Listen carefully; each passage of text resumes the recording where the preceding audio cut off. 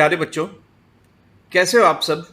I hope आप सब बहुत अच्छे होगे और हमारी हर वीडियो को आप ध्यान से ज़रूर देखते होगे। और अगर कोई भी नया कॉन्सेप्ट आपको हमारी वीडियो में मिलता है तो आई होप आप उसको अच्छे से नोट भी कर रहे होगे। तो बच्चों, आगे बढ़ने से पहले मेरी एक छोटी सी रिक्वेस्ट पूरी कर दो कि अगर अभी तक तुमने हमारे चैनल को सब्सक्राइब नहीं किया तो बच्चों सोच क्या रहे हो, सब्सक्राइब कर दो ना प्लीज़, ताकि फ्यूचर में हम कोई भी वीडियो अपलोड करें तो आपसे मिस ना हो। तो आओ चलो स्टार्ट करते हैं प्रैक्टिस। तो ये पहला क्वेश्चन, तो चार फ्रैक्शन गिवन है और हमें पता लगाना है कि सबसे बड़ी फ्रैक्शन इनमें से कौन सी है। तो देखो, अगर तुम 6/53 को देखोगे तो मान लो कि नीचे 53 नहीं 54 होता, तो ये बहुत नज़दीक है 1/9 के और ये 2/3। अगर अगर तुम परसेंटेज में बदलो तो 1/9 11.11% होता है, 2/3 किसी भी चीज़ का 66.66% होता है, 79 लिखा है ऊपर थर्ड ऑप्शन में और नीचे डिनोमिनेटर में 90 है।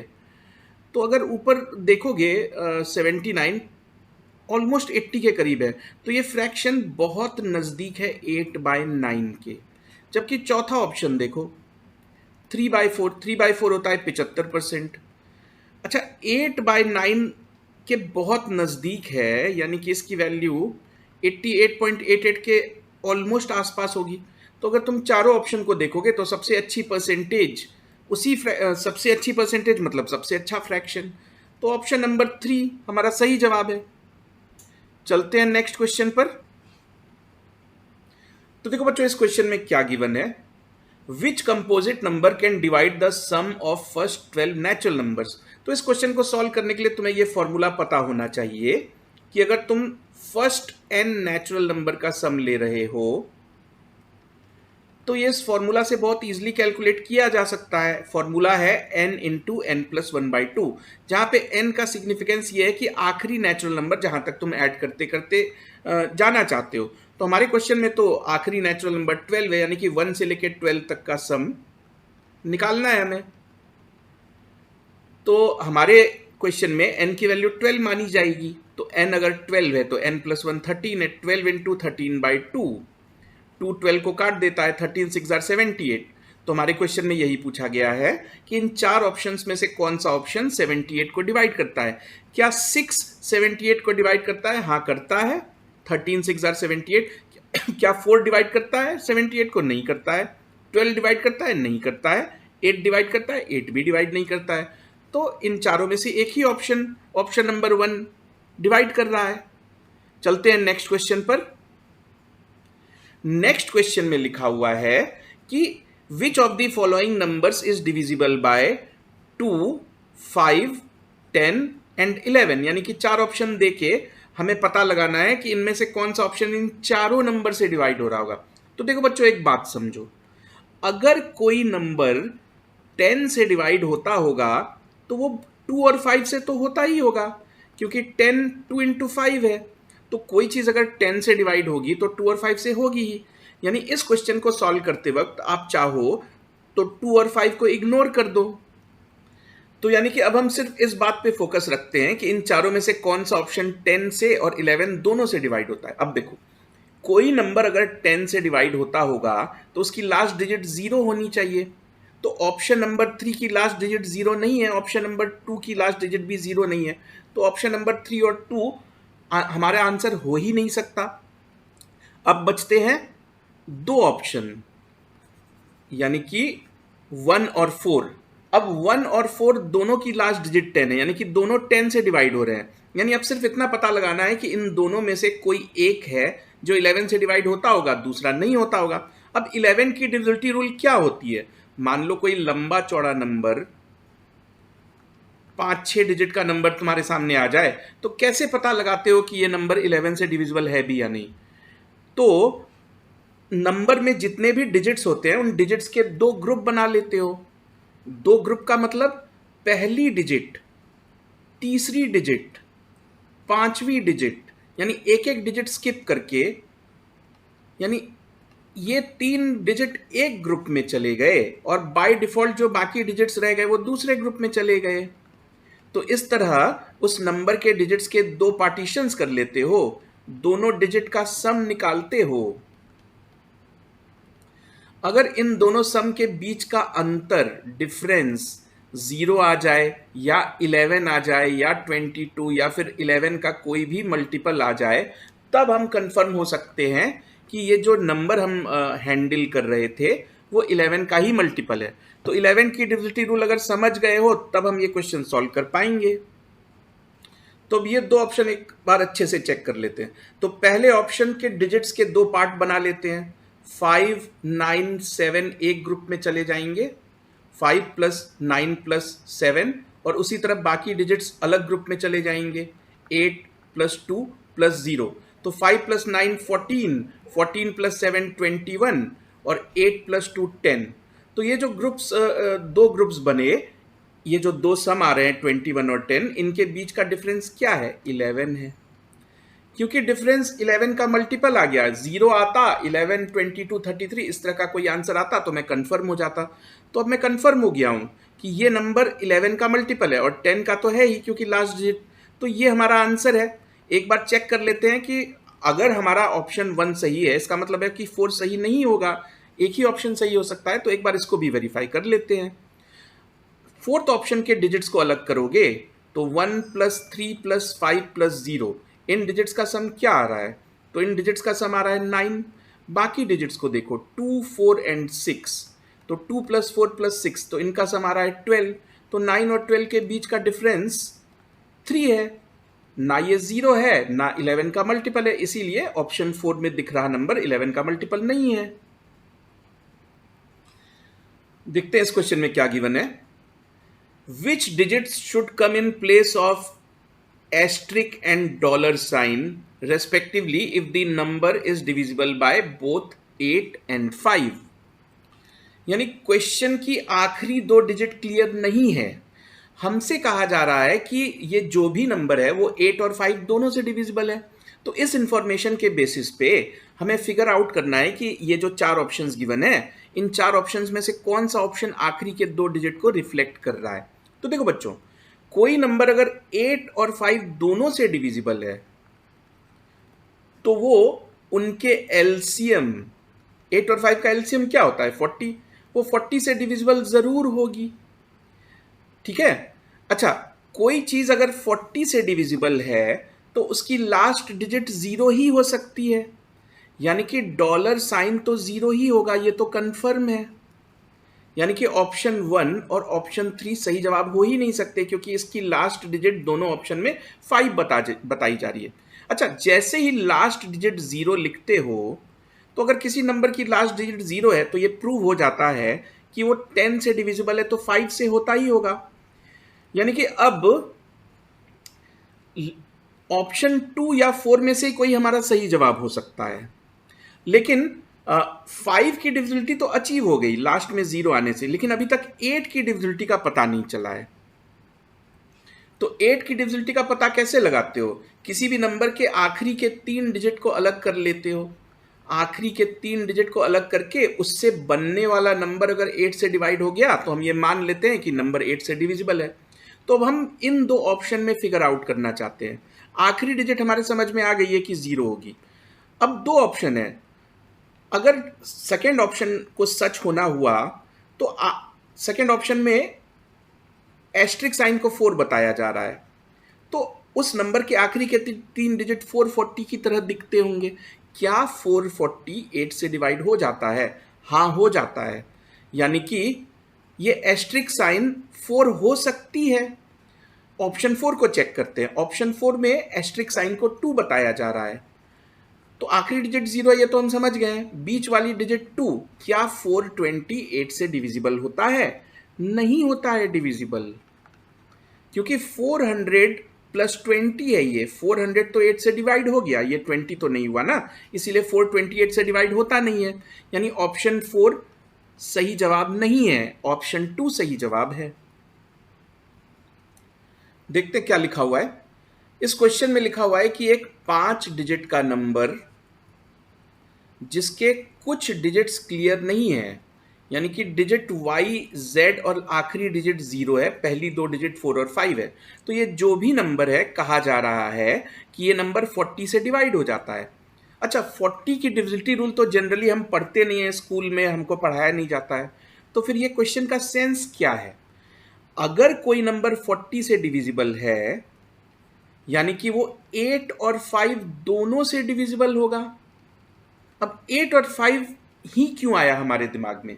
क्योंकि 8 और 5 दोनों की डिविजिबिलिटी रूल हम जानते हैं और 8 और 5 दोनों का एलसीएम 40 होता है। यानी अगर हम ये प्रूव कर दें कि कोई नंबर 8 से भी डिवाइड होता है और वो नंबर 5 से भी डिवाइड होता है तो अपने आप प्रूव हो जाएगा कि 8 और 5 दोनों से डिवाइड होने की वजह से वो नंबर 8 और 5 के एलसीएम यानी कि 40 से भी डिवाइड होता होगा। यानी इस क्वेश्चन को हम 40 के बेसिस पे नहीं बल्कि इस बेसिस पे सॉल्व करेंगे कि ये जो भी नंबर है ये 8 और साथ ही साथ 5 दोनों से डिविजिबल है।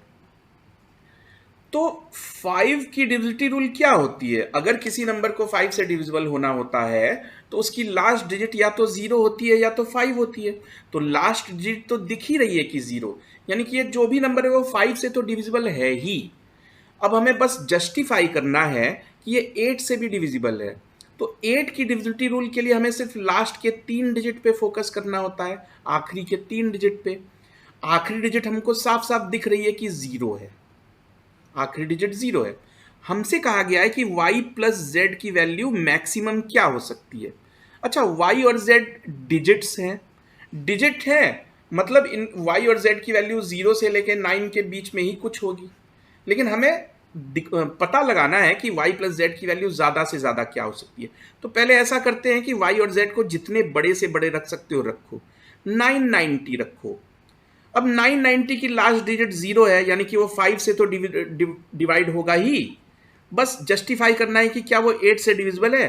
क्या 998 से डिवाइड होता है? नहीं होता है, यानी इसकी डिजिट 99 नहीं हो सकती। हम कर क्या रहे हैं? हम y प्लस जेड के सम को मैक्सिमम करना चाहते हैं। तो अब ऐसा करते हैं कि 9 और 9 तो फेल हो गए, तो किसी एक को 8 और किसी दूसरे को 9 रख के देखते हैं। यानी कि दो केसेस हो सकते हैं, y को 8 z को 9 मान लो तो आखिरी के 3 डिजिट 890 बनेंगे। इसका उल्टा भी कर लो कि तुम z को 8 मान लो, y को 9 मान लो और आखिरी डिजिट तो 0 ही है। अब आखिरी के 3 डिजिट अगर 8 से डिवाइड हो गए तो ये मान लेंगे कि नंबर 40 से डिवाइड हो रहा था। अब देखो, ना 800 ना ही 90 980 दोनों में से कोई भी 8 से डिविजिबल है नहीं।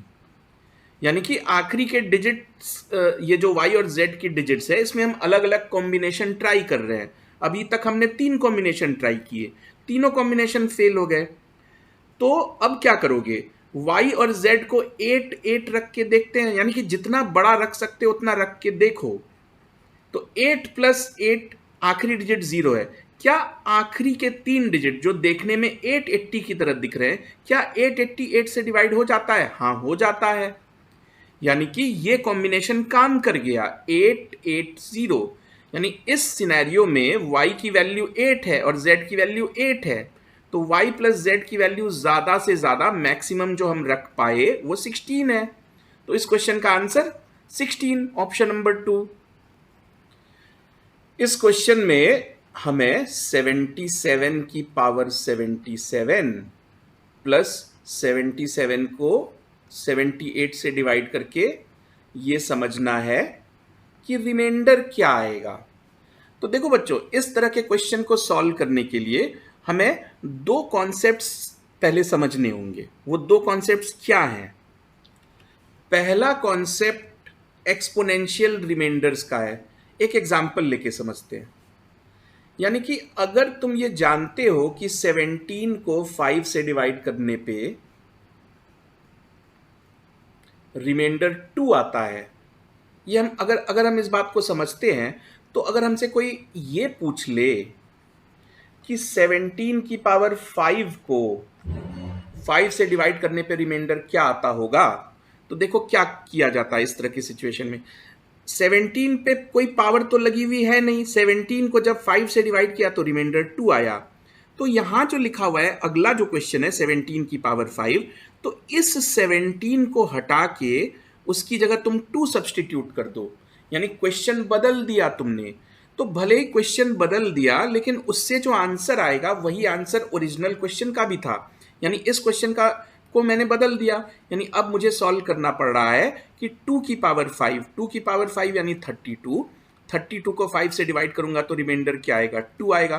तो ये एक्सपोनेंशियल रिमाइंडर थ्योरम है। इसको एक बार फिर से समझा रहा हूं मैं, यानी कि अगर तुम समझ गए हो कि a को b से डिवाइड करने पे रिमाइंडर r आता है, और तुमसे अब कोई जाके पूछ ले कि a नहीं, a की पावर n को b से डिवाइड करोगे तब रिमाइंडर क्या आएगा, तो क्या करना चाहिए, इस a को हटा के उसकी जगह r सब्सटीट्यूट कर दो, और जो आंसर आएगा वही आंसर ओरिजिनल क्वेश्चन का होता।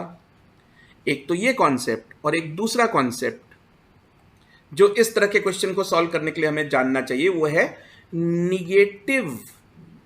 निगेटिव रिमाइंडर का कॉन्सेप्ट। अब ये निगेटिव रिमाइंडर क्या होता है, देखो, अगर मैं 17 को 10 से डिवाइड करता हूं तो रिमाइंडर क्या बोलोगे, रिमाइंडर 7 बोलोगे।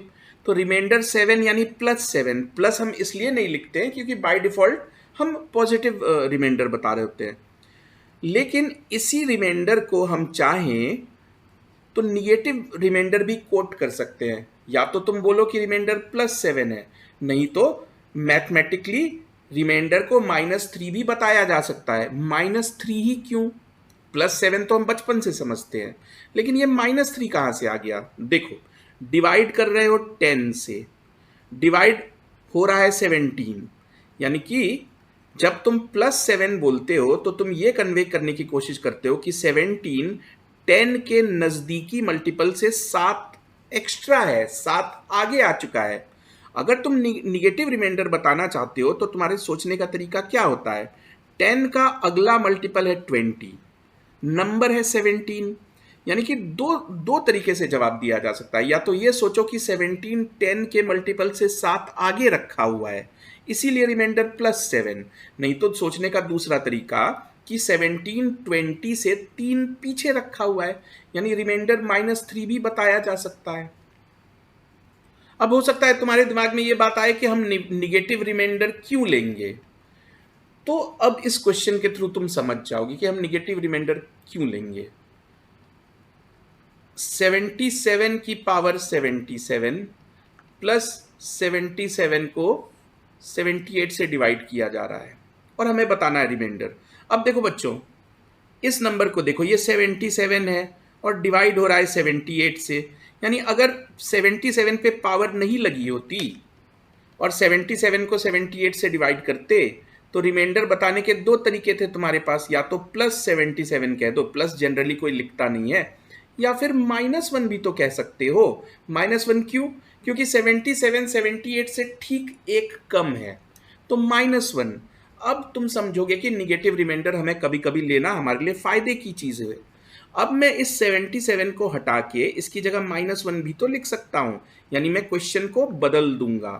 -1 की पावर 77 प्लस 77 को 78 से डिवाइड करने पे रिमाइंडर क्या आ रहा है। अब देखो कि ये माइनस रिमाइंडर लेने का फायदा क्या है। -1 की कोई भी पावर बहुत इजीली समझ पाओगे। -1 की पे जो एक्सपोनेंट लगा है वो ऑड है, यानी कि जब इसको रिजॉल्व करोगे तो ये -1 बन के ही रह जाएगा, और ऐड हो रहा है 77, यानी क्वेश्चन देखो, 77 की पावर 77 कैलकुलेट करना आसान चीज है क्या, बिल्कुल आसान नहीं है। लेकिन -1 की पावर 77 तो बहुत जल्दी कैलकुलेट हो गया ना, -1 तो ऊपर है -1 प्लस 77 और नीचे रखा है 78। तो देख रहे हो, 77 की पावर 77 कैलकुलेट करने की जरूरत ही नहीं पड़ी। तो -1 प्लस 77 ऊपर बन गया 76। तो 76 को 78 से डिवाइड करोगे तो रिमाइंडर चाहे तो +76 बता दो, चाहे तो -2 बता दो। -2 तो है नहीं ऑप्शन में, तो हम क्या पिक करेंगे, ऑप्शन नंबर 4 76, यही सही जवाब है। देखते हैं इस क्वेश्चन में क्या लिखा हुआ है। इस क्वेश्चन में है 9 की पावर 20 +2 को 4 से डिवाइड करके हमें रिमाइंडर बताना है। अब फिर से देखो 9 की पावर 20, कोई आसान है क्या इसको कैलकुलेट करना? तो अब हम क्या करेंगे, अभी अभी जो थ्योरम हमने सीखा हम उसी की मदद लेंगे। अगर 9 पे कोई एक्सपोनेंट होता ही नहीं, यानी कि 9 को 4 से डिवाइड करते तो रिमाइंडर क्या है, +1 कह सकते हो ना, +1। तो अब हम क्या करेंगे, इस 9 को हटा के उसकी जगह 1 लिख देंगे, यानी कि क्वेश्चन बदल देंगे ताकि कैलकुलेशन आसानी से कर सके हम। तो 1 की पावर 21 होती है, यानी कि जो क्वेश्चन बदल के अब कैसा दिखने लगा, 1 + 2 यानी कि 3 को 4 से डिवाइड करोगे तो रिमाइंडर क्या आएगा, रिमाइंडर आएगा 3। ऑप्शन नंबर 4 सही जवाब। तो क्वेश्चन में लिखा हुआ है कि अगर m इवन हो तो 8 की पावर m -1 इन 4 ऑप्शंस में से किससे डिवाइड हो जाता होगा। तो देखो बच्चों, इस क्वेश्चन को सॉल्व करने के लिए हमें एक थ्योरम पता होना चाहिए। थ्योरम क्या है, a, b और n अगर नेचुरल नंबर्स हो तो हमें ये 3 कॉन्सेप्ट पता होने चाहिए। वो 3 कॉन्सेप्ट क्या है, a की पावर n माइनस b की power n always divisible by a minus b। एक एग्जाम्पल ले लो कि 11 की पावर 19 -3 की पावर 19 अगर कैलकुलेट करना पड़े तो बहुत मुश्किल हो जाएगा, लेकिन थ्योरम से हम ये कंफर्म हो जाएंगे कि 11 - 3 ये जो भी चीज़ है ये गारंटीड 8 से डिविजिबल होती होगी। तो पहला थ्योरम यही है। दूसरा थ्योरम, a की पावर n प्लस b की पावर n हमेशा डिविजिबल होगी a प्लस बी से अगर अगर if and only if n odd हो। यानी एक एग्जांपल लेके समझते हैं, 11 की पावर 19 प्लस 3 की पावर 19, क्योंकि जो एक्सपोनेंट यूज हुआ है वो 19 है और 19 ऑड है, तो इस थ्योरम के बेसिस पे हम ये क्लेम कर सकते हैं ना कि ये जो भी आंसर आएगा इसका 11 + 3 यानी कि 14 से डिविजिबल होता ही होगा। तो सेकेंड थ्योरम का यही मतलब है। इसी से एसोसिएटेड एक थर्ड थ्योरम भी है। वो थर्ड थ्योरम ये है कि a की पावर n माइनस b की power n always divisible by a plus b if n is odd. यानी सेकेंड और थर्ड में कंफ्यूज मत हो जाना, सेकेंड वाले में प्लस लिखा हुआ है और थर्ड वाले में माइनस लिखा हुआ है। एग्जाम्पल, अगर 11 की पावर 19 ना लेके 18 ले लूं, 18 लोगे तभी ना n इवन आएगा, यानी कि यहाँ पे इवन होना चाहिए, always divisible by a plus B if n is even. तो 11 की पावर 18 माइनस 3 की पावर 18, अब एक्सपोनेंट 18 इवन है, तो अब मैं क्लेम कर सकता हूं कि ये डिविजिबल होता होगा 11 प्लस 3 यानी कि 14 से डिविजिबल होता होगा। तो इन 3 थ्योरम को अच्छे से देख लो, स्क्रीन को पॉज करके याद कर लो, क्योंकि इन्हीं में से एक का यूज होने वाला है इस क्वेश्चन में। तो देखो क्वेश्चन में क्या लिखा हुआ है, लिखा हुआ है कि m इवन है। m एग्जैक्टली क्या ये तो दिख नहीं रहा है। m इवन है तो ऐसा प्रिटेंड करते हैं कि m 2n ही m है। ये 2n लिखने से क्या हो गया, क्योंकि 2n लिखने से ये 2 उसको इवन प्रूव कर रहा है और n कोई नेचुरल नंबर ही होता होगा।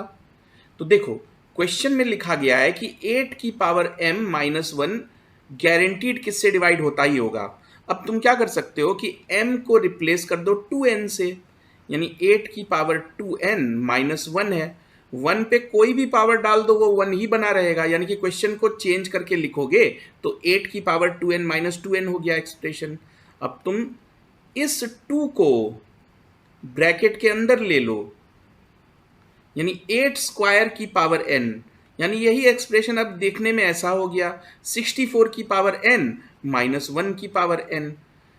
अब n ऑड रहे चाहे इवन रहे, इतना तो कंफर्म है ना कि a की पावर n माइनस b की पावर n चाहे ऑड हो चाहे इवन हो, ये चीज हमेशा डिविजिबल होती है किससे, a माइनस b से। तो हमें अब ये m के बारे में पता था, n के बारे में तो नहीं पता ना कि ऑड है कि इवन है, तो तो हम बस इतना क्लेम कर पाएंगे कि ये expression always divisible by a minus B, यानी a 64, b यानी कि 1, दैट इज 63।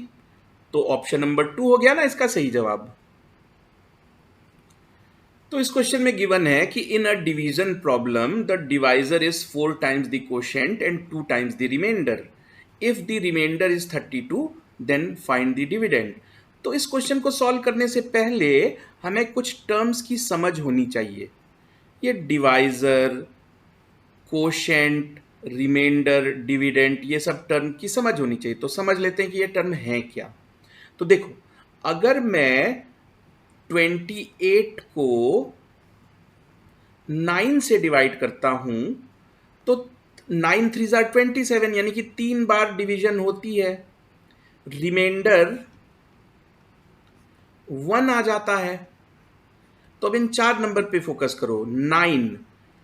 9 से डिवाइड किया था तो 9 डिवाइजर कहलाएगा। डिवाइड किया किसको था? 28 को। तो 28 कहलाएगा डिविडेंड। अब ये 1 रिमाइंडर होता है, रिमाइंडर तो सब समझते हैं। ये 3 कोशेंट कहलाएगा। तो अगर तुम ध्यान से देखोगे तो 28 को दोबारा अगर लिखा जाए स्क्रीन पे दिख रहे नंबर की मदद से, तो 28 is equal to 9 into 3 plus 1, यानी कि 28 में 3 3 9 तो है ही, एक 1 एक्स्ट्रा है। यानी इसी चीज को एक मैथमेटिकल फॉर्मूला में बदला जा सकता है। वो फॉर्मूला क्या है? डिविडेंड इज इक्वल टू 9 क्या है? डिवाइजर। डिवाइजर इंटू 3 क्या है? कोशेंट। तो इन दोनों का प्रोडक्ट प्लस रिमाइंडर। आप चाहो तो स्क्रीन पॉज करके ये फॉर्मूला कॉपी कर लो, नोट कर लो बच्चों। Dividend is equal to divisor into quotient plus remainder. ठीक है, याद हो गया? तो चलो इस क्वेश्चन को सॉल्व करते हैं। तो देखते हैं अब क्वेश्चन में क्या गिवन है। क्वेश्चन में लिखा हुआ है कि divisor is 4 times the quotient, 2 times the remainder if the remainder is 32। यानी रिमाइंडर साफ साफ लिखा हुआ है कि रिमाइंडर 32 है। अब देखो, यहां लिखा हुआ है कि divisor is 4 times the quotient and 2 times the remainder, यानी कि डिवाइजर 2 टाइम्स है रिमाइंडर का। रिमाइंडर 32 का 2 टाइम्स यानी कि 64 है। जबकि कोशेंट और डिवाइजर के बारे में लिखा हुआ है, लिखा क्या हुआ है? The divisor is 4 times the quotient.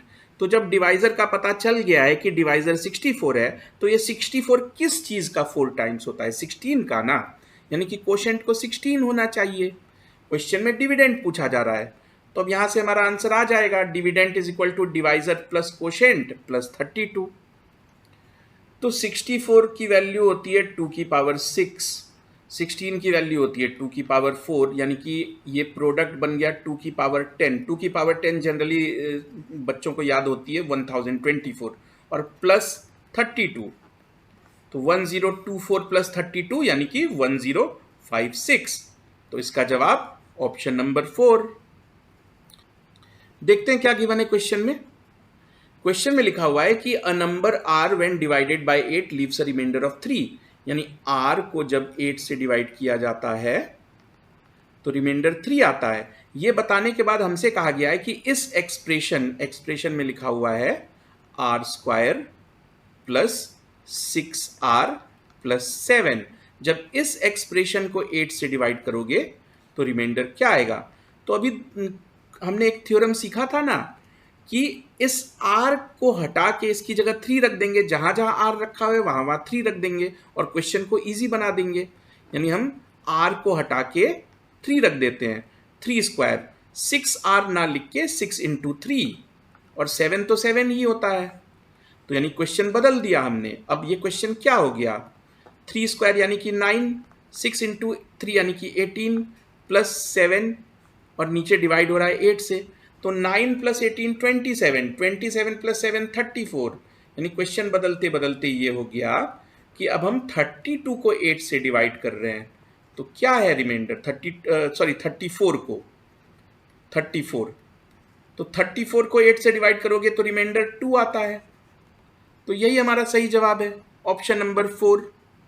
तो बच्चों आई होप कि आज जो भी क्वेश्चन हमने यूज किए थे उसमें कई नए कॉन्सेप्ट आपको सीखने को मिले होंगे।